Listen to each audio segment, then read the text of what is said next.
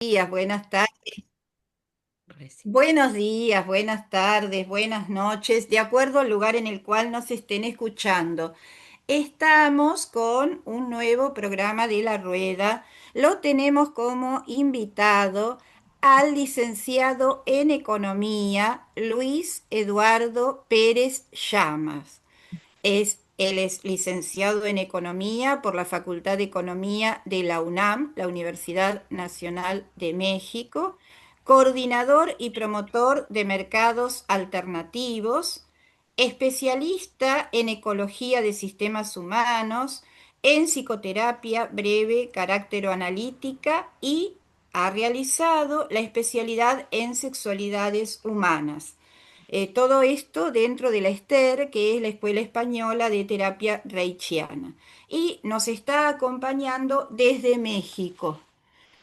Eh, eh, Voy a hacer una breve introducción, Luis, y enseguida te cedo la palabra, pero esta ha sido una semana muy movida, tanto a nivel nacional, estamos en la República Argentina, en Buenos Aires, como a nivel internacional. Bueno, ha habido una rebelión en Los Ángeles, California, Estados Unidos, ante la expulsión de los migrantes realizada por Trump. Trump mandó la Guardia Nacional y los Marines luego de 5 días de enfrentamientos, de movilizaciones y, según nos informa France 24, el Departamento de Policía de Los Ángeles afirma haber realizado arrestos masivos en el centro de Los Ángeles después de que la alcaldesa Karen Bass decretara un toque de queda en el centro de la ciudad, tras los sucesivos días de intensas protestas contra las redadas de la ICE. Decenas de personas fueron detenidas por no dispersarse en una zona no autorizada para la reunión, según señaló el cuerpo policial. El martes 10 de junio, antes de que llegara la noche, las autoridades indicaron que ya habían arrestado 197 personas y al menos 378 ciudadanos habían sido detenidos en los últimos 4 días, según informó la policía en la mañana del martes. Hemos visto por los medios de comunicación alternativo cómo algunas señoras le quitaban de los hijitos bebés de los brazos para llevarlas, para deportarlas, ¿no? Y en las movilizaciones se veían cantidad de banderas mexicanas. Luego Luis nos va a contar un poquitito por qué, ¿no? Porque es el país pegado a México, a Estados Unidos, y bueno, hay desde ya hace años gran cantidad de migrantes que cruzan la frontera. Pero acá, en Argentina, hemos tenido un acontecimiento que atenta contra la democracia formal, entre comillas, que es la proscripción de la expresidenta Cristina Fernández de Kirchner, que le impide participar en las elecciones en la provincia de Buenos Aires y tiene una condena también a prisión. Eh, Según Miriam Bregman, que es integrante del Frente de Izquierda, dice que hay una política de Estados Unidos para controlar quién puede ser candidato y quién no en la región. Y otro acontecimiento sumamente importante es que el barco Madlín, entre los cuales había más de 10 eh, integrantes de la tripulación, entre ellos Greta Thunberg, se dirigía rumbo a Gaza para llevar simbólica ayuda para la población de la Franja de Gaza y fueron abordados en aguas internacionales y deportados a sus países de origen. Hay otro acontecimiento muy importante que es la marcha global a Gaza con la misma finalidad del barco Madlin, que partió ayer 12 y que intenta llegar desde El Cairo hasta Rafah, que es el sur de la Franja de Gaza, el 15 de junio. Por supuesto, están en contra del genocidio, lleva ayuda humanitaria, intentará romper el bloqueo del Estado de Israel a la Franja de Gaza. Y bueno, y ya tenemos noticias que hay muchas personas que han sido retenidas para ser deportadas. Entre ellos, que vamos a mencionar que hay dos argentinos que estaban en el Cairo. Después tal vez pasemos un audio de alguno de ellos como para que nos pongan al tanto de la situación. Y bueno, y ayer a la noche nos enteramos del bombardeo de Israel a Irán. También que Milei estuvo en Israel apoyando a Netanyahu y que anunció que iba a trasladar la embajada argentina a Jerusalén en el año 2026. Y bueno, y desde mi punto de vista, luego Luis Eduardo nos dirá qué piensa, pero acá tenemos el triángulo de la muerte. Trump en un vértice, Netanyahu en el otro y Milei en el otro. Como dice Miriam Bregman, hasta a esta internacional reaccionaria se le está oponiendo una internacional de los trabajadores, que son todas estas marchas que son tan importantes como esta marcha global para intentar frenar el genocidio en la Franja de Gaza. Pero bueno, hay puntos en común entre estas situaciones nacionales e internacionales. Fundamentalmente la respuesta a determinadas disidencias, movilizaciones, manifestaciones con la violencia estatal y el uso de la fuerza abrumadora para silenciar a las disidencias políticas. Esto está pasando en Estados Unidos, está pasando directamente con un aniquilamiento de la población en la Franja de Gaza y está pasando también en la Argentina porque están proscribiendo libertades democráticas ya desde que asumió este gobierno y ahora aún más, dado que todo el mundo tiene derecho, según la Constitución Nacional, a presentarse como candidato en las elecciones que tenemos ahora en octubre, elecciones intermedias. Bueno, me pareció importante introducir este panorama internacional que no es y nacional, que no es en algún punto bastante delicado. Así que bueno, nos gustaría saber, Luis, si nos podés comentar qué ha pasado en Estados Unidos, qué pasa con los migrantes desde hace años que cruzan la frontera. Claro, un gusto estar de nuevo acá con ustedes. Y bueno, es muy importante el resumen de noticias que acabas de presentar. Muestra, digamos la situación de enorme tensión en el que el mundo entero se encuentra. O sea, no son eh, los cinco acontecimientos que nombras, pues son de una enorme importancia, ¿no? Y son evidencia de la situación dramática que vivimos hoy en estos tiempos, ¿no? Son, entonces, y bueno, casi todos tienen que ver o tienen su epicentro eh, de alguna manera con la llegada de Donald Trump a la presidencia de Estados Unidos. Digo, son problemas que se arrastran desde antes, pero la situación mundial se ha visto eh, mucho más tensada, ¿no? Por todas las medidas que ha venido tomando Donald Trump. Entonces, sí, la situación es de una suma gravedad. Eh, vivimos tiempos mm, de un totalitarismo, ¿no? Y de desastres, eh, genocidios y demás, ¿no? Entonces, en esta circunstancia es que están ocurriendo las cosas en los Estados Unidos, especialmente desde el viernes pasado y todo el fin de semana en Los Ángeles, ¿no? Especialmente. Hay que, tener en cuenta que en California se encuentra poco más de una tercera parte de los inmigrantes mexicanos, ¿no? Llevan muchas generaciones residiendo en Estados Unidos.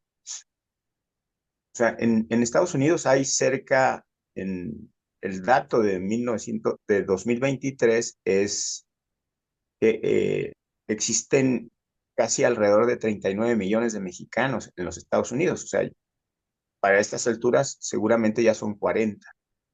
Mm. Y de esos, en, de esos 40 millones, una tercera parte, poco más de una tercera parte, se encuentra en California.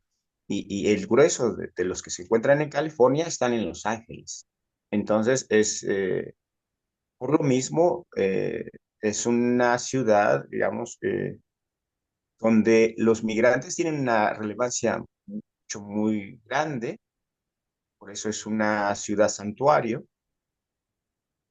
Y, digamos, por eso la fortaleza, el vigor que puede mostrar inmediatamente el movimiento migrante ahí, ¿no? O sea, y el tema se está extendiendo porque hay otros dos estados muy importantes, Arizona y Chicago, donde entre los tres ya rebasan más del 50% de los migrantes mexicanos en Estados Unidos.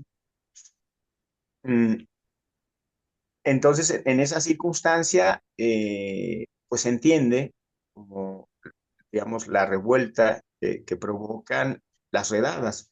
Porque no hay que dejar de observar esto, o sea, es una circunstancia que el propio presidente de Estados Unidos provoca, ¿no? Eh, a veces se toma al revés, digo, y no quiero decir que le vaya tan bien, pero es parte como de una estrategia, pues, o sea, luego les sirve muy bien al propio guión que ellos manejan en términos de lo que quieren, de la imagen que quieren que presentar y que son, en lo cual son especialistas, ¿no? En montar espectáculos para, para que les funcionen muy bien al guión que ellos tienen, ¿no? Entonces, eso es muy importante no dejar de mirarlo. O sea, digo, se entiende la fuerza del movimiento migrante y la respuesta por las raíces profundas que tiene el movimiento migrante en una ciudad como Los Ángeles. Yo, particularmente, yo tengo dos hermanas viviendo en Los Ángeles y pues un montón de sobrinos y sobrinas. Eh, entonces, hay o sea, es como Los Ángeles las, creo que es la segunda ciudad eh, en el mundo con mayor mexicanos, con mayor número de mexicanos, ¿no? O sea, más que Guadalajara y más que Monterrey, si no tengo mal el dato. O sea, hay muchísimos mexicanos en Los Ángeles. Entonces, por eso la situación es tan delicada y la respuesta tiene tanto vigor, pero no deja de ser sumamente delicado porque pues muestras el drama, ¿no? El mayor drama, uno de los mayores dramas de las redadas y de cómo van sobre las personas en este periodo de Trump, donde directamente lugares donde antes simplemente no apresaban a migrantes, ahora los apresan en las escuelas, en las iglesias, en las ciudades santuarias. O sea, están violando las propias normas que sistemáticamente que Estados Unidos se da a sí mismo, ¿no? Especialmente pues estas ciudades tan importantes. Entonces, eh, el drama se muestra, digamos, una de las formas más dramáticas es justamente cuando se separa a las mamás o a los papás de sus hijos. Entonces, eh, y hay este desgarre, ¿no? Entonces, la agresión es de ese tamaño, o sea, la violencia o sea, quien inicia la violencia eh, es el presidente de los Estados Unidos. Y entonces provoca una circunstancia en la cual luego declara que hay una insurrección extranjera de delincuentes, de criminales, y entonces justifica el envío de primero de 2.000 marines y luego otro tanto, no, perdón, de Guardia Civil, Guardia Nacional, y luego envía 700 marines, como si estuvieran en una situación de guerra, eh, de una invasión. Ese es el guión. El guión es que están siendo invadidos por delincuentes y criminales, o sea, y así tratan, de ese modo tratan a los migrantes mexicanos y centroamericanos y de todo el mundo. Pero claro, o sea, resalta la presencia de migrantes mexicanos por raíces, por la conexión inmediata, la importancia que tienen la integración de estos dos países, ¿no? Eh, entonces es un tema sumamente delicado, o sea, y donde, digamos, el movimiento migrante mayormente, evidentemente, como saben, digamos, de esta lógica y de este guión que las propias autoridades norteamericanas, federales, siguen, pues son movilizaciones pacíficas.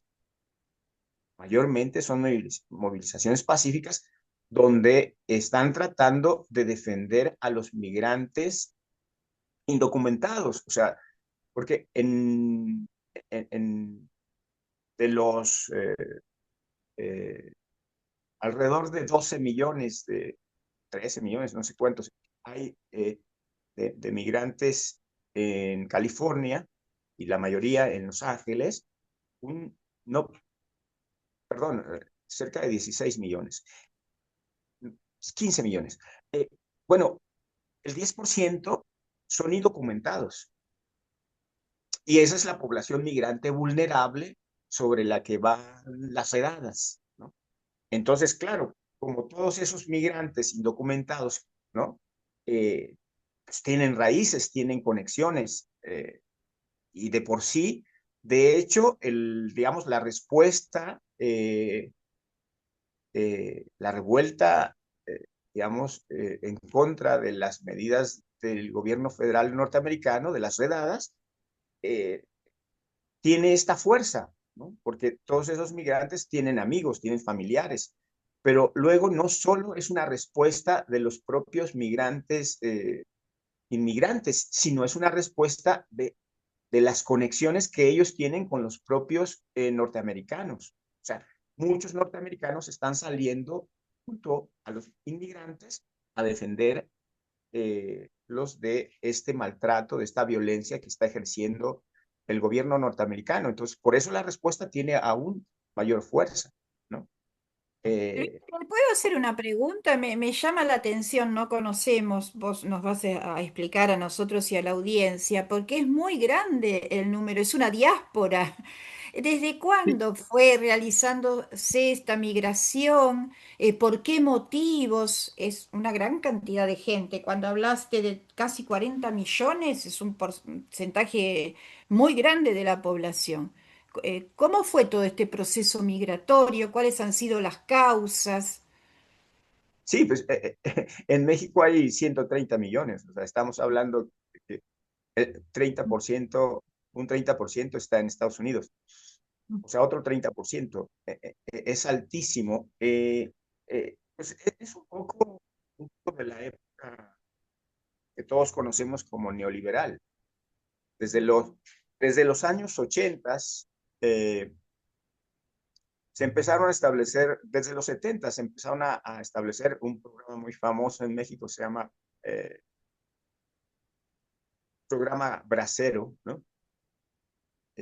Pero sobre todo eso se suscitó después de la crisis del 71, 73, pero en México después, sobre todo con el inicio con el fin del sexenio de López Portillo, que fue del 76 al 82, pero sobre todo arranca en el 82 con Miguel de la Madrid y hace crisis porque especialmente al campo mexicano se le declara la guerra. O sea, hay una política federal deliberada para descampesinizar la tierra, sacar masivamente a, a los trabajadores del campo, a los ejidatarios, los comuneros. De hecho, pues es cuando se realiza, en el 92, se realiza el cambio al artículo 27 que protegía la tierra, la propiedad social, y entonces se inicia un ataque masivo en contra de la propiedad social. Se empieza a privatizar y se hacen políticas públicas para retirarle todos los apoyos, todos los subsidios al campo. Entonces hay una declaración de guerra, hay, un, hay un agrocidio, ¿no? En contra del campo mexicano. Y entonces se desata, y lo mismo a nivel industrial, o sea,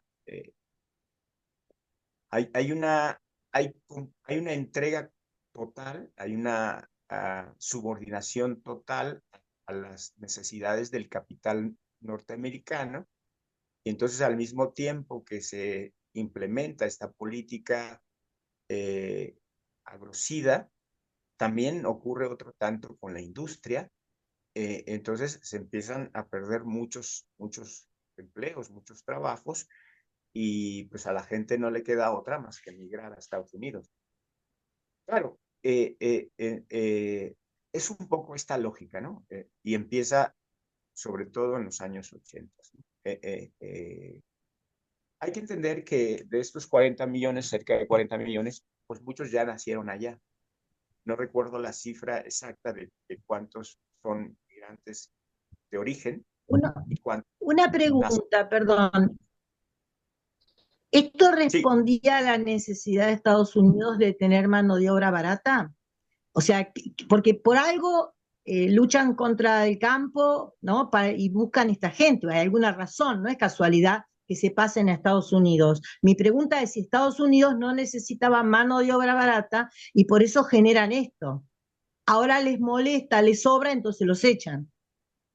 por supuesto, o sea, es como una consecuencia, pero en principio lo más importante en un momento era como hacer corredores, o sea, desindustrializar, descampesinizar a Claro. México, crear una economía, o sea, global, toda la economía mexicana subordinada a Estados Unidos, incluyendo la producción masiva de mano de obra, por supuesto. O sea, digamos, la lógica, una de las lógicas de mantener indocumentado o de mantener esta idea, ¿no? Del migrante, del inmigrante indocumentado, es para tenerlo en una condición de vulnerabilidad, y de esa manera es súper explotable, no se le reconocen los derechos, y puede ser violentado en forma extrema, como ahora lo muestra las redadas de Donald Trump. O sea, por supuesto, o sea, es la misma lógica, pero toda la economía mexicana se subordinó con la anuencia de los gobiernos mexicanos. O sea, eh, después, digamos, des, después la, digamos, de la invasión norteamericana para expropiarnos la mitad del territorio a mediados del siglo XIX, eh, y en la vuelta del siglo XX, la lógica de subordinación de México cambió. O sea, digamos, parte de la estrategia uno de los generales, no recuerdo el nombre, eh, norteamericano, dijo que era menos costoso y era más adecuado eh, educar a posibles mexicanos que en algún momento llegaran a ser presidentes. Entonces si los formaban en las universidades de Estados Unidos, pues, o sea, podían subordinar al país sin tirar una sola bala, ¿no? Entonces, produjeron los personajes pues, que todos conocemos, Salinas de Gortari, Cedillo, ¿no? Sobre todo esos personajes, porque fueron los que apuntalaron, digamos, la subordinación de toda la economía mexicana a la norteamericana, pues fueron formados en las universidades de Estados Unidos. Entonces, digamos, fueron los caballos de Troya. Fue la manera menos violenta, más tranquila, aunque bueno, la historia está llena de violencia, pues, ¿no? Con intervenciones de distintas instituciones norteamericanas que estaban, que penetraron desde antes, ¿no? Hay dos presidentes previos a la época neoliberal, Díaz Ordaz, que fue, digamos, el que realizó la matanza en Tlatelolco, y Echeverría, el del Halconazo, el de la matanza de los estudiantes en el 71, que los dos formaban parte de la nómina de la CIA. Entonces, o sea, a Estados Unidos le es muy importante mantener el yugo sobre la nación mexicana y hace todo para hacerlo. O sea, México ahora vive una situación de presión total. Digamos, todo que hace el presidente de los Estados Unidos actualmente están en función de lograr una mayor subordinación a la que ya tenemos. Y eso no se quita porque la subordinación que la nación mexicana sufre eh, eh, durante décadas por parte del poder económico, político, militar de Estados Unidos es total. O sea, y entonces eso no se quita porque lleguen gobiernos que están intentando cambiar esa lógica, pero esa lógica no se cambia de un día para otro. O sea, México vive una situación sumamente compleja que se muestra o sea, lo que sucede en Los Ángeles es simplemente un botón de muestra de toda la violencia que Estados Unidos ejerce no sobre los inmigrantes en Estados Unidos, sino que ejerce sobre todo México. O sea, la presión bajo la que estamos viviendo actualmente en los tiempos de Donald Trump, ¿no? O sea, un especialista ayer declaraba, o sea, la situación que tenemos enfrente en los próximos 3 años y medio es brutal. O sea, es brutal.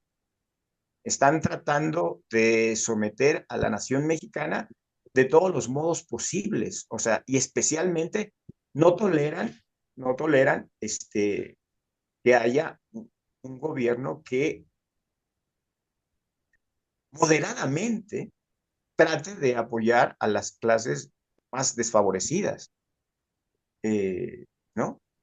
Y ponga un poco de orden, ¿no? En el pago de impuestos, en cosas que eran descaradamente, pues, digamos, saqueos, robos en contra de los propios bienes nacionales, ¿no? Bueno, y claro, no hablamos, o sea, en ese periodo, digamos, de eh, subordinación de toda la economía mexicana a la economía norteamericana, no hablamos de todo el proceso de privatización. O sea, se privatizaron todos los bienes nacionales. Lo último que hicieron fue, digamos, modificar las leyes para apropiarse de toda la industria energética, ¿no? Empezando por Pemex y la Comisión Federal de Electricidad. Entonces, es una lógica que viene desde hace más de siglo y medio.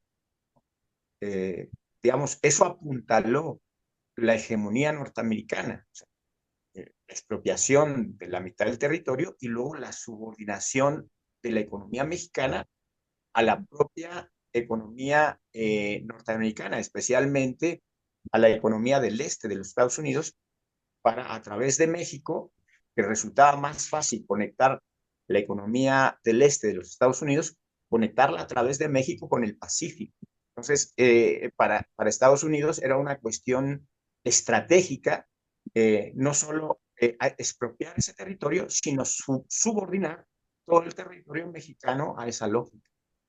Entonces, es una, y por supuesto, o sea, digamos, en México con el cambio de régimen o con el intento de cambio de régimen, pues la lógica intenta apuntar hacia otro lado y en función de eso yo creo que viene la presión tan brutal, digamos, con la propia personalidad y con el propio modo de este presidente, pero en realidad responde a una lógica pues histórica que viene de un poquito más lejos, ¿no? Ujú. Bueno, qué interesante todo este panorama que nos estás brindando, ¿no? Acá me parece que en la Argentina hemos tenido procesos similares con la dictadura militar, con las privatizaciones de Menem, con el neoliberalismo y ahora el intento que lo está llevando adelante más brutal con este gobierno de extrema derecha. Es por eso que me parece también que cualquiera que intente favorecer a los sectores más oprimidos, aunque sea en una pequeña medida, quiere ser eliminado del, del mapa, ¿no? Luis, y la presidenta actual, Claudia Sheinbaum, es verdad el nombre, ¿qué es lo que ha podido hacer en este panorama? ¿O puede hacer algo? ¿Ha hecho algo? Yo creo que sobre todo lo que tratan de hacer, digamos, la presidenta de México, junto con todo su gabinete, es contener el embate de Trump, ¿no? O sea, vamos, algo que se juega, digamos, eh,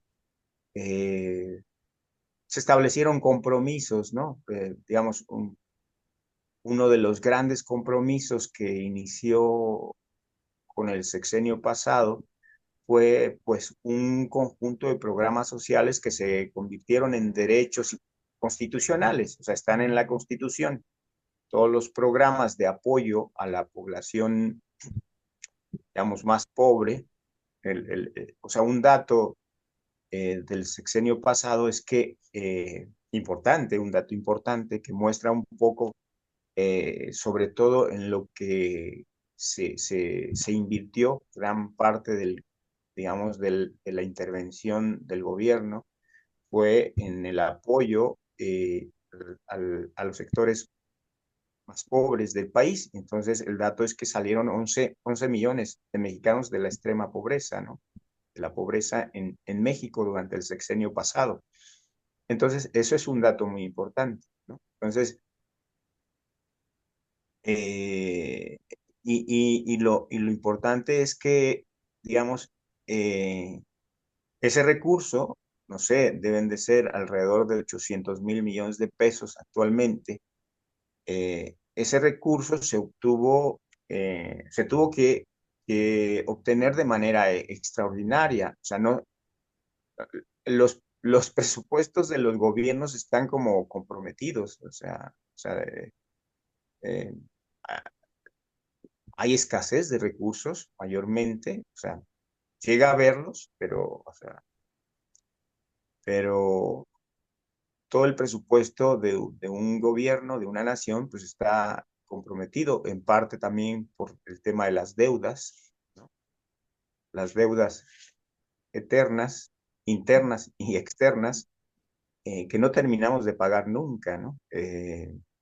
Y que fue parte también, digamos, de las triquiñuelas de los gobiernos neoliberales que hacen que la mayoría de la población cargue con las, decía aquí el, el presidente anterior, o sea que se privatizan las ganancias ¿no? Y se socializan las pérdidas. Eso fue lo que pasó, digamos, con la crisis en México en el 94, donde se salvó a los banqueros y toda la deuda, digamos, bancaria pasó a la población. O sea, todos los mexicanos estamos pagando deudas que son deudas de la oligarquía mexicana. Y entonces, esos programas que ahora son derechos constitucionales y que sacaron a 11 millones de mexicanos de la pobreza, se obtuvieron a partir, digamos, de políticas de austeridad y de combate a la corrupción, entre otras cosas, en la evasión a impuestos. Entonces, digamos, yo es como me explico, digamos, que luego el gobierno actual, de la presidenta ahora, eh, tenga tanta apuesta sobre el tema de la inversión. O sea, en este gobierno, también en el gobierno anterior, o sea, se hacía énfasis en la importancia de la inversión extranjera, pero en este más, porque pues para el gobierno progresista de la 4T, pues es muy importante mantener eh, que no caiga en crisis la economía, o sea, mantener, digamos, las finanzas sanas, ¿no? Para poder sostener, digamos, estos recursos y estos apoyos y seguir abriendo nuevas estrategias, ¿no? Que sobre todo encaminadas en eso, ¿no? Hay muchas cosas pendientes. Incluso también se incrementó el salario mínimo, o sea, además del apoyo directo con becas y con estrategias, digamos, de trabajo a la población mayor, a los jóvenes, a los discapacitados, a las madres solteras, etcétera. Toda esta estrategia también tuvo que ver con el aumento al salario mínimo, como o sea, hace mucho no ocurría, etcétera. Todas estas estrategias pues se tienen que sostener en el tiempo, ¿no? Y con una situación de vulnerabilidad tan grande y ¿no? de crisis que vive el mundo y de la vulnerabilidad que tenemos en referencia a ser tan dependientes de Estados Unidos por esta lógica que se estableció durante los últimos 36 años de neoliberalismo, pues evidentemente somos muy vulnerables a las acciones que está emprendiendo el actual presidente de los Estados Unidos. Entonces, eh, es donde posiblemente más difícil eh, le significa contener los embates de los Estados Unidos y más en la lógica de los aranceles, donde Estados Unidos trata de llevarse la inversión de México hacia allá, ¿no? O que la inversión que viene de Asia a, a, hacia América no llegue a México o de Europa hacia, ¿no? Porque, digamos, México es muy atractivo, pues ya no por las razones que antes, todavía hay muchos problemas que tienen que ver con la desregulación que hubo a nivel del medio ambiente, de la salud, o sea, muchas industrias que se establecen en México van en contra, o sea, siguen siendo, bueno, o sea, sí hay trabajos especializados, hay mucho trabajo especializado en México, pero en general, pues el salario sigue siendo bajo, pero sobre todo, digamos, los daños ambientales que ocurrieron durante todos esos sexenios y los daños a la salud a través, digamos, de la agroindustria y la farmacéutica, pues siguen siendo temas sin saldar. Y en esta circunstancia resulta pues, casi imposible, ¿no? Y entonces es como donde más resulta difícil contener el embate de Estados Unidos y donde posiblemente mm, más tratos se puedan realizar, ¿no? Entonces, es una situación, digamos, afortunadamente, se tiene el apoyo popular, que es lo más importante y lo que no se debería de perder de vista. Y entonces, pues, hay que contener y no hay que conceder, tratar de conceder nada y seguir más bien avanzando en saldar la deuda de la salud y, de la, y del ambiente, que además se cruzan, ¿no? O sea, que muchos problemas de salud provienen de la devastación ambiental, de que en México se crearon zonas de emergencia ambiental, ¿no? Se les denominó desde el CONACYT, eh, o de plano se les llama infiernos ambientales, o sea, la situación grave de contaminación, donde se cruzan distintos tipos de contaminaciones y donde las personas que habitan cerca de esos focos, de esas regiones de contaminación tan brutal, pues sufren de enfermedades crónico-degenerativas, ¿no? Ligadas al hígado, al riñón, ¿no? Distintos tipos de cáncer. O sea, la situación en México es como delicada por toda la situación que arrastramos en esta lógica de subordinación por tanto tiempo por parte de Estados Unidos. Entonces, bueno, o sea, son el gobierno pasado y el actual, de alguna manera, pues, tienen pues esta, digamos, esta intencionalidad de proteger lo que han logrado y de contener el embate de Estados Unidos, que, o sea, esta lógica, este último movimiento de Trump, de buscar esta situación de crisis, o sea, en lo que va de esta presidencia norteamericana, en las redadas han detenido a 81,000 personas. O sea, sí es un número alto. Este, y, y el número no me quedó muy claro de las extradiciones, de las expulsiones que han hecho.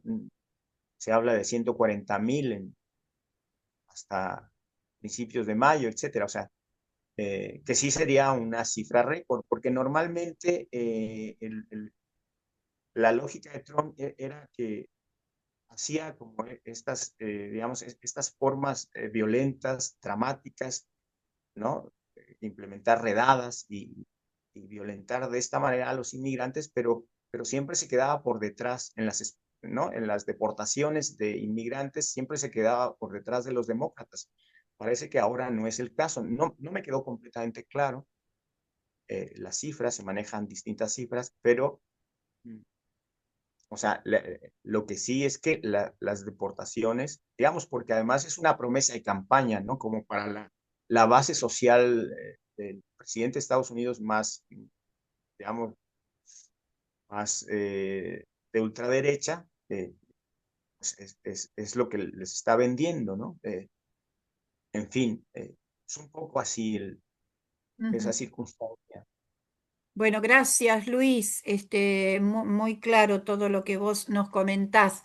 Clelia, Claudio, Marta, Luisa, Clelia ahí me parece que quiere decir Sí, algo o preguntarte. sí. Querría preguntar, perdón, tengo la voz un poco tomada. ¿Se me escucha igual? Sí, sí, se te escucha bien. Bien. Los que son nacidos en Estados Unidos, ¿son ya ciudadanos estadounidenses o también los echan? Justo el dato que decía yo, por ejemplo, en el caso de California, que son alrededor de 15 millones de inmigrantes mexicanos, solo el 10% son indocumentados. O sea, y entonces por eso tienen ese respaldo y esa fuerza, porque ya son, de alguna manera, ya tienen residencia o son eh, ciudadanos norteamericanos, los que nacen allí, que es una de las medidas que trata de echar para atrás Trump, o sea, de no reconocer que las personas que nacen en territorio norteamericano son norteamericanos. Eso es así. O sea, la mayoría de los mexicanos, digamos, pueden laborar en Estados Unidos sin el peligro de que los echen. a los que están echando son a los indocumentados, a los que tienen, llegan recientemente o no han podido, digamos, regularizar su situación. Es como son, es la población vulnerable, pues, ¿no? Que son los que detienen, los que se conocen como indocumentados, ¿no? Y hasta donde pude observar es el 10%, en el caso de California es el 10%. Entonces, ¿A quién por llaman eso indocumentados? ¿Qué es lo que les falta? son Documento. que llegan recientemente o sea, yo no conozco, no soy especialista en migración, en migración, pero, o sea, después de cierto tiempo, o si nacieron ahí, que son muchos los que nacieron ahí, tienen la nacionalidad norteamericana y pues como es un proceso que tiene 50 años, hay mucha gente que lo ha logrado regularizar sus papeles, o sea, que ya son reconocidos como residentes o como... Debe de haber distintas modalidades donde se les reconoce, digamos, como ciudadanos norteamericanos. Entraron con becas, entraron como turistas, entraron para trabajos temporarios y después de vencerse sus visas se quedan. Esos son indocumentados O los que entran directamente como por la forzados por frontera. el desierto, por los ríos, etcétera. O sea, Exactamente. los que entran a trabajar en esa condición, ¿no? Y que pues ellos mismos la propician, o sea, esa circunstancia, pues, o sea, y son el foco, o sea, entonces se pierde como esta imagen de que, pues, o sea, hay trabajadores, pues, digo, de hecho Estados Unidos la nación entera está compuesta de inmigrantes, el propio Trump, o sea, ¿no? Claro, Eh, Es hijo de... Ujú. sí, Luis, ¿me permitís una cosita? Sí, Colega, me permite decir de colega. claro, Eh, claro. Claudio es sí, licenciado en Economía de la Universidad de Claro, Buenos Aires, profesor jubilado. Dije sí, bien, ¿no? Y he estudiado con un libro de que seguro que lo conoces, de un autor que se llama Héctor Guillén Romo. claro. Mm. Con- me- un gran profesor mexicano. Sí, sí, sí. Mira, hay una cuestión sencilla que tendríamos que verlo más adelante, que es, por un lado, una cara del capitalismo es el capitalismo progresista, con cara humana, con el apoyo de la del catolicismo, del cristianismo, de los papas, que hablaron mucho de hecho. Y por otro lado está el neoliberalismo, el consenso de Washington. Y yo lo veo, creo que hay una articulación entre las dos, que tiene que ver con los enfrentamientos que los patrones capitalistas del país tengan en su país y en el resto de las situaciones sociales. Entonces, predominará uno u otro programa económico político. Por eso ahí hay una cuestión que hay que saldar. La otra te voy a decir, hace unos años atrás, unos cuantos años atrás, hubo también una gran movilizaciones de migrantes que pedían por una serie de cosas, entre ellos la documentación norteamericana, que fue en Washington, no en Los Ángeles, fue en Washington. Y una de las cosas que pidieron fue una de varias pedidos que hacían con las movilizaciones, era los costos que tenían el envío de dinero a México, a Guatemala, a El Salvador, etcétera, porque lo hacían a través de agencias de envíos de dinero y cobraban comisiones altísimas. ¿Se acuerda de eso? Western Bueno, Union, te referís, que se usa para enviar dinero al exterior.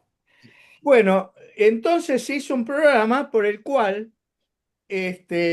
participó la OEA, por el cual se pudo hacer que los ilegales, los indocumentados, puedan enviar a través de los bancos, que las comisiones son muy bajas.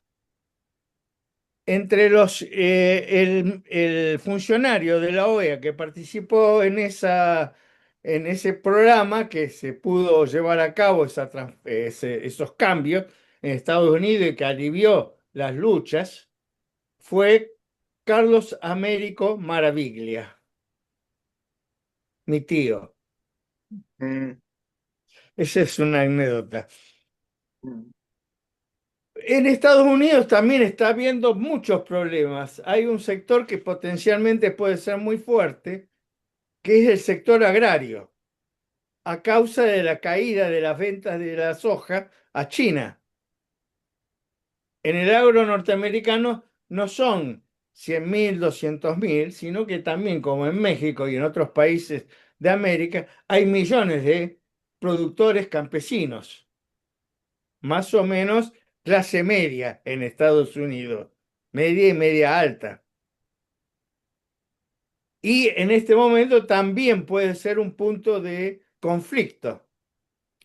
Por otro lado, Estados Unidos también tiene problemas con la competencia china, sigue teniéndola en el mundo, y hay las estimaciones de crecimiento del PBI para este año ronda entre 0,5 y 1,5% de crecimiento del PBI. O sea, que los conflictos de los inmigrantes pueden seguir con conflictos de otros tipos en Estados Unidos.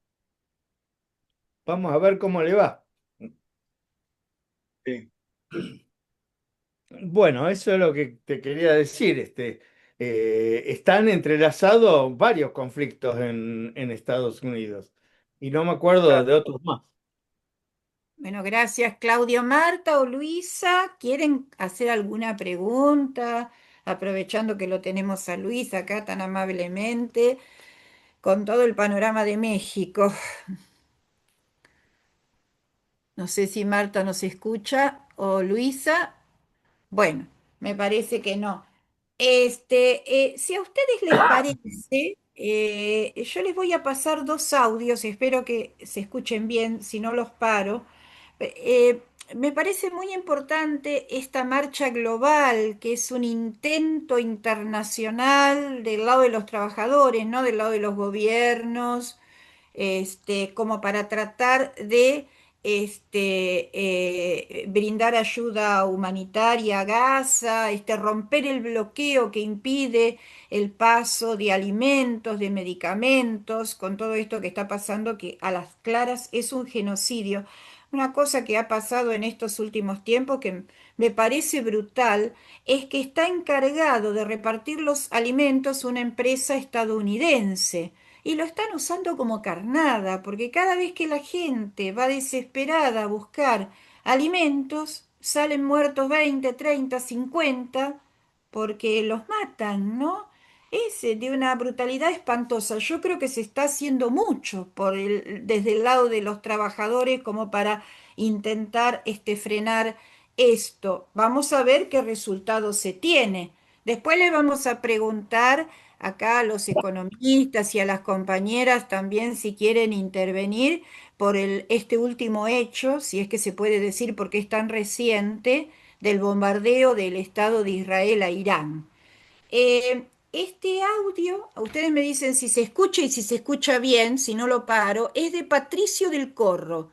Es un muchachito que junto con Luca Bonfanti estaban en el Cairo el día de ayer. Para marchar con esta caravana desde el Cairo hacia Rafa, que es el sur de Gaza, en el límite, en la frontera con Egipto. Espérenme un poquito a ver si lo podemos pasar. Ténganme un poquito de paciencia, porque esta tecnología, viste, que tenemos, a veces nos da un poquito de trabajo.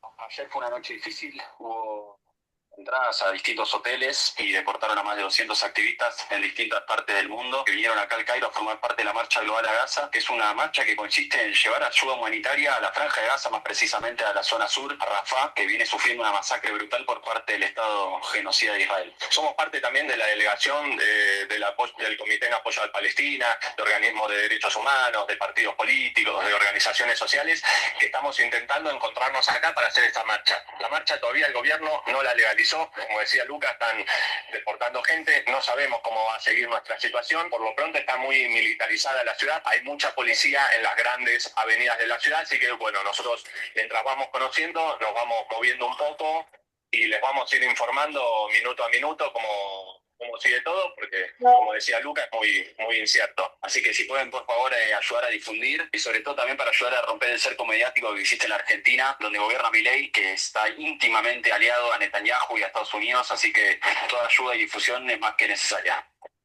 Bueno, lo hacemos difundir entonces, así como nos solicitan.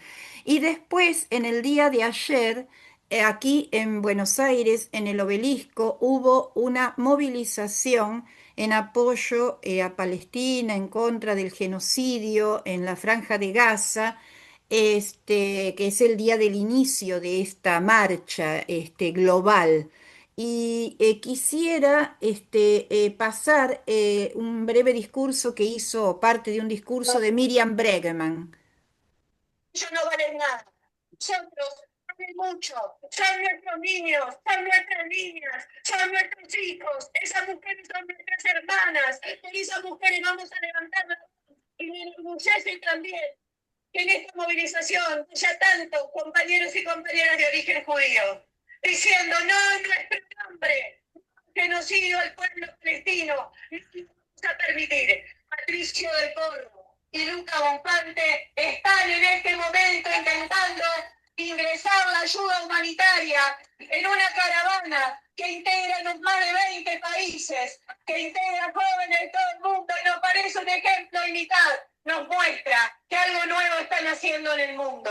Que lo único que hay en el mundo no es la internacional reaccionaria que agrupa a los Trump, que agrupa a los Milei.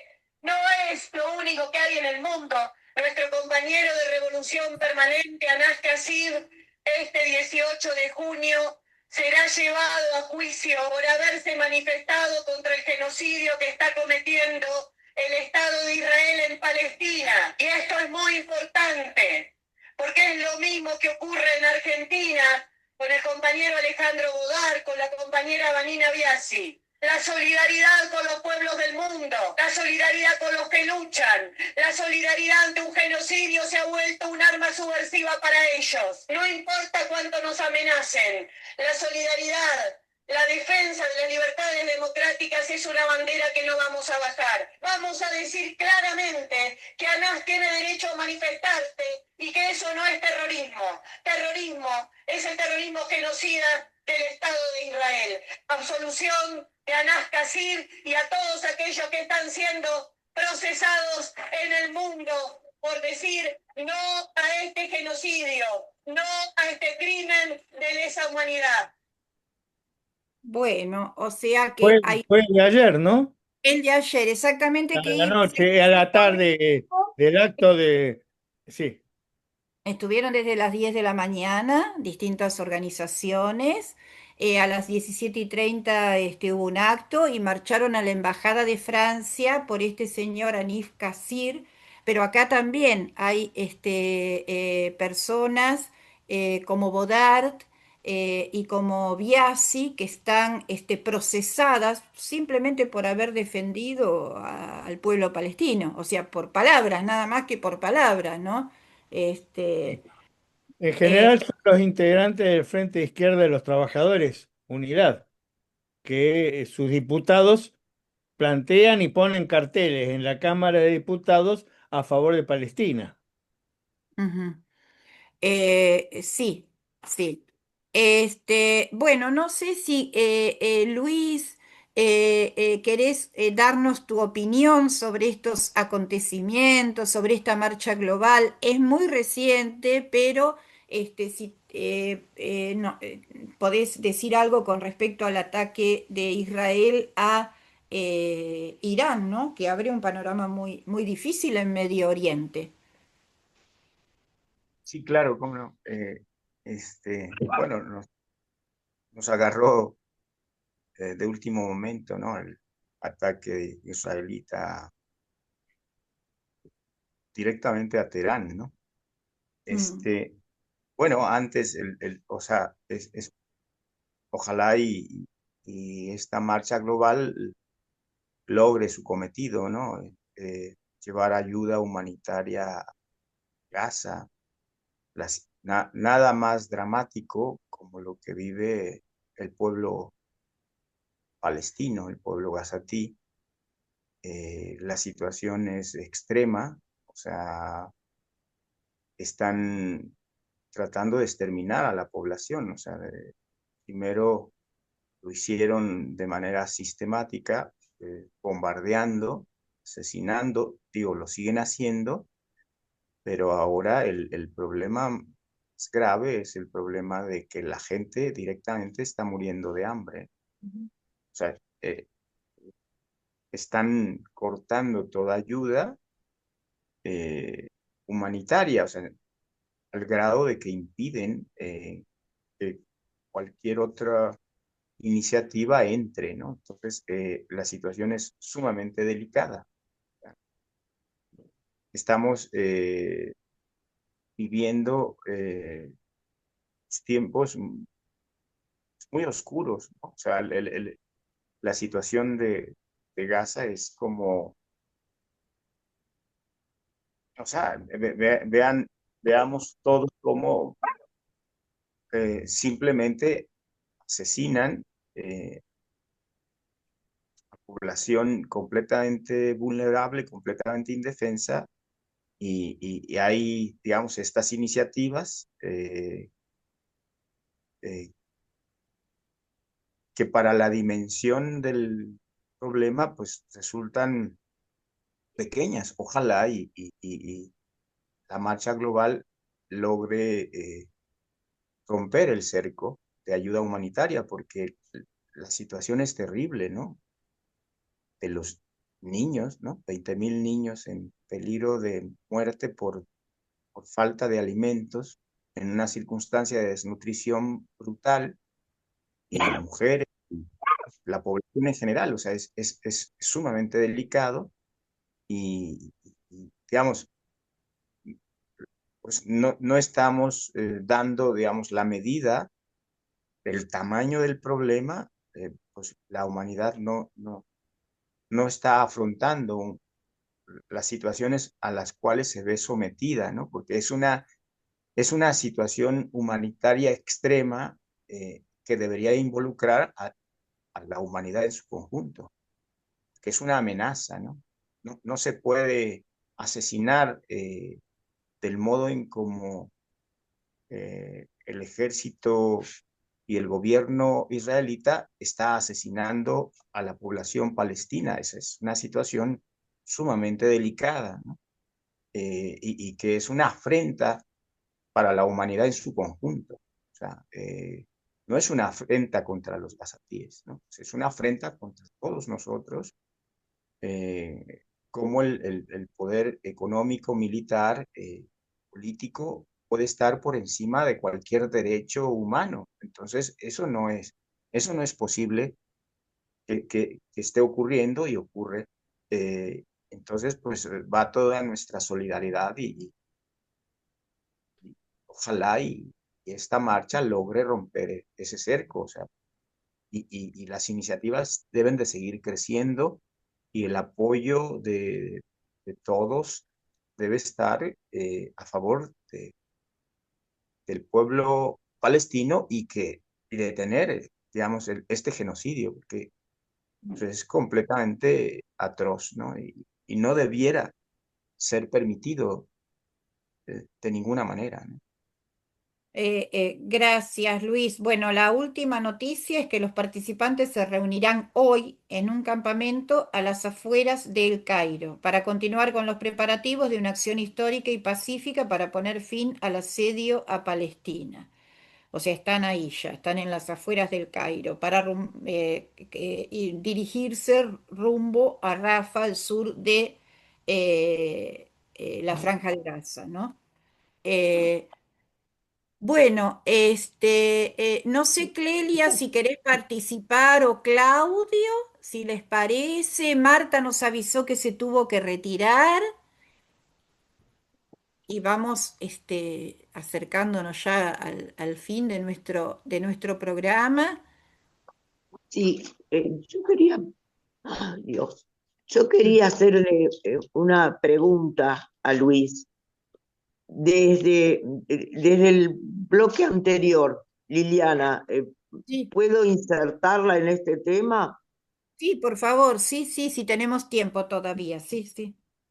Uno de los problemas que manifestaban con las migraciones, y además algo hemos visto que era muy estremecedor lo que se vio, son las marchas que se hacen desde Guatemala y Ecuador hacia Estados Unidos, que incluso quedan detenidos en México, muchos de ellos. En general son marchas de hombres jóvenes solos, aunque también se ven mamás con chicos, familias. Creo que es mayor ese problema para Estados Unidos que el que manifiestan tener con los mexicanos. ¿Qué sabe Luis de esto? Me gustaría saber si nos puede informar. Y gracias desde ya.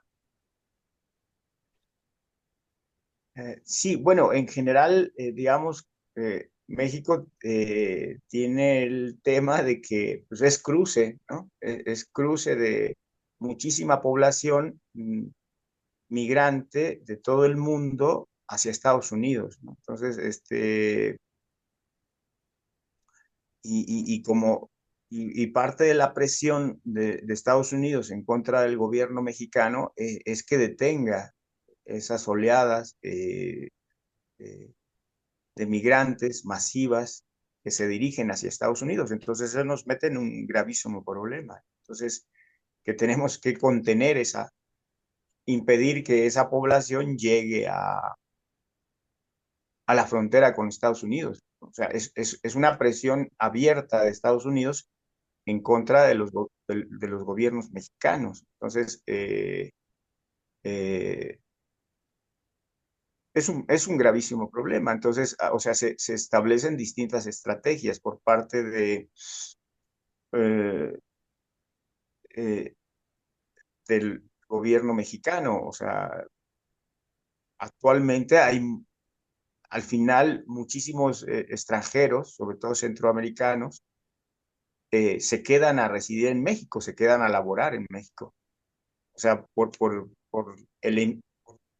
pues, o sea, se ha detenido, con Trump claramente se ha detenido el cruce en la frontera hacia Estados Unidos. O sea, forma parte de la estrategia, o sea, es una estrategia de terror, de crear pánico, ¿no? Y, o sea, y entonces, pues la población se queda en México, muchos eh, se deciden residir, se les dan visas humanitarias, de trabajo, etcétera, pero el número es muy grande, ¿no? Entonces, y claro, en medio está el crimen, ¿no? El tráfico de migrantes, o sea, la problemática en México es sumamente delicada en referencia a ese tema, o sea, eh, nosotros tenemos 3.200 kilómetros de frontera con Estados Unidos y es el cruce migratorio más grande del mundo. Entonces, y entonces nuestro país es un país de paso eh, hacia la migración, hacia el país del norte, ¿no? Entonces, es muy, muy complejo el tema. Atraviesa como distintos temas, ¿no? Distintas problemáticas. Y entonces, pues eso termina siendo un gran problema para la nación mexicana, ¿no? O sea, sí, sí, es de una complejidad tremenda el tema de... Ujú. Pero ¿hubo alguna razón especial para que detonara en estos últimos años o en el último año esto? Siempre hubo migración de los pueblos centroamericanos, pero últimamente era masivo. ¿Fue algún problema político, económico? ¿Por qué estalló esto este año? En Bueno, marchas por zonas terribles, por Ujú. selva. o Hemos sea, visto, bueno, imagínate, o sea, los casos extremos, por poner dos ejemplos, los casos extremos de crisis económicas, políticas, de seguridad, son provocadas por los propios Estados Unidos. Imagínate lo que significa el bloqueo económico a Cuba, por poner una situación extrema, pero que se le parece a Venezuela.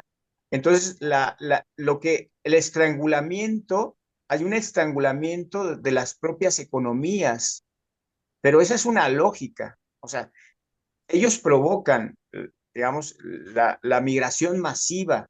O sea, yo expliqué la lógica de los últimos 40 años en México, pero esa es una lógica mundial y que tiene situaciones extremas como la de Cuba y la de Venezuela.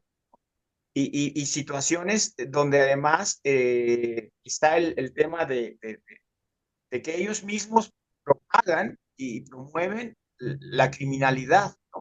Entonces, la criminalidad se extiende hacia distintos países. En México, o sea, es un centro neurálgico del crimen internacional, pero que se extiende hacia Centroamérica y hacia todos esos países. Entonces, o sea, es un caldo de cultivo entre de crisis, o sea, crisis económica, crisis, crisis de empleo, crisis de hambre, eh, crisis, crisis climática, ¿no? Crisis de seguridad, crisis de violencia que sufren todos esos países y que provocan, digamos, constantemente, o sea, digamos, tiene sus oleadas, tiene sus momentos más álgidos, pero ha sido sistemático por los últimos 40 años. O sea, entonces viven un drama y entonces pues la población migra masivamente, ¿no? O sea, pues está que México es un cruce Ujú. de toda esta población hacia Estados Unidos, ¿no? Eh, que entran por mar, pero sobre todo entran por la frontera sur. Entonces se organizan caravanas masivas. Digo, esto ya no se ha visto como en el inicio del sexenio anterior era más claro, más evidente, ¿no? Entonces se hizo una política de presión de Estados Unidos para impedir, o sea, porque digamos, en un principio, pues, digamos, eh, la política migratoria del gobierno pasado pues, era de puertas abiertas, pero esto se tuvo que ir acotando dada la situación de presión que sufrió el gobierno mexicano de parte de los Estados Unidos y que ahora con Trump crece, pero el problema, digamos, de caravanas de migrantes era más dramático el sexenio pasado, ¿no? Ujú. Y se debe pues, a todas estas circunstancias globales que el mundo sufre, además con el cambio de época que vivimos, o sea, la crisis civilizatoria que se convierte cada vez en una crisis civilizatoria catastrófica, como la nombra un autor mexicano, eh, es cada vez, o sea, ¿no? O sea, el capitalismo actual se alimenta de la propia crisis civilizatoria catastrófica, parece que la alimenta eh, eh, donde, pues, o sea, los ricos son cada vez más ricos y los pobres son cada vez más pobres. O sea, fue el propio resultado del fin de la pandemia del COVID-19. Eh, o sea, vivimos esa situación. Entonces, claro, el tema de la migración se vuelve un tema central. O sea, por Ujú. todas esas razones, la población mundial está migrando y especialmente sigue siendo el centro más importante migratorio, es la frontera norte de México, ¿no? Bueno, Luis, muchas gracias por todo el panorama que nos has traído, ¿no? Si les parece, vamos cerrando ya. ¿Alguna conclusión por parte del equipo? Luisa, Lili, Claudio, Celia. sí, si me permitís, disculpen que Sí, estaba sí. resolviendo otras cuestiones y cuando me llamaste no podía intervenir. Mm, Eh, los escritores y poetas a veces decimos tenemos otra herramienta, ¿no? Que es la palabra, nuestros versos. Y yo quiero traer hoy un poema de June Jordan, que fue una activista por los derechos humanos, profesora, una importante figura de los movimientos feministas. Falleció en el 2002. Y ella escribe en este libro que ya traje yo una vez, Lili, un sí. conjuro. Ujú. Jean escribe un conjuro para la intifada. Es un poema. ¿M? Y dice, dije que te amaba y que quería el fin del genocidio. Dije que te amaba y que quería acción y reacción afirmativas. Dije que te amaba y que quería que la música salga por las ventanas. Dije que te amaba y que quería que nadie sienta sed y que nadie sienta frío. Dije que te amaba y que quería justicia ante mis ojos. Dije que te amaba y que quería la desaparición de los límites. Quería que nadie pode los árboles. Quería que nadie nos quite el amanecer. Quería que nadie detenga a las personas de rodillas. Te quería a ti. Quería tu beso en la piel de mi alma. Y ahora dices que me amas y me pongo de pie. A pesar de trillones, de traiciones, de la arena, dices que me amas y sostengo la añoranza del invierno en mi mano. Dice, dices que me amas y me comprometo a la fricción y al quehacer de la perla. Dice que me amas y empiezo a creer que quizás sí me amas. Pruebo mi propio sabor en las cumbres del sol. Eso, Lili. Bueno, Bellísimo. Gracias, gracias Luis Eduardo Pérez Llamas. La verdad es maravilloso cómo se explica toda la información que nos dio y la verdad que hay en tus palabras, Luis. Gracias, porque muchas Gracias. personas están ciegas, sordas y mudas ante tanto dolor, ¿no? Y van caminando por su vida buscando ese pan de cada día. Y si vos le preguntás, ¿sabés qué pasó? ¿Qué hizo Israel en estos días? ¿Y qué pasó con ese buque? No, no, no, no, no, no saben. Así que importante la rueda. Liliana Dulbeco, gracias. Conciencia Top New, muy agradecida. bueno, Luisa, Claudio, Clelia, un cierre, alguna Interesante.